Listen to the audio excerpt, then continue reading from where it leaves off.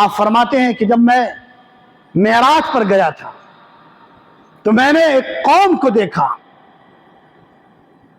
لَهُمْ أَغْفَارٌ مِّن نُحَاسٍ يَخْمِشُونَ وُجُوهَهُمْ وَصُدُورَهُمْ فقلت یا جبرائیل من هؤلاء. میں گیا معراج کے اوپر جب اللہ سبحانہ وتعالی کی طرف سے آپ کو دعوت ملی تھی آسمان کی سیر کرنے کی.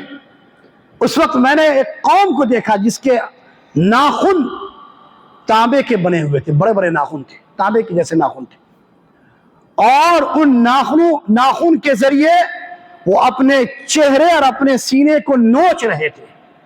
میں نے پوچھا جبرائیل، چونکہ رفاقت جبرائیل علیہ السلام کی تھی، میں نے پوچھا جبرائیل یہ کون لوگ ہیں؟ کہا کہ یہ وہ لوگ ہیں الذین یأکلون لحوم الناس ویقعون فی اعراضہم. یہ وہ لوگ ہیں جو لوگوں کا خون، جو لوگوں کا گوشت کھاتے تھے اور ان کی عزت سے کھلواڑ کرتے تھے، انہیں بدنام کرنے کی تدبیریں کرتے تھے، ان کی عزتوں کو اچھالتے تھے عوام کے سامنے اور سماج کے سامنے.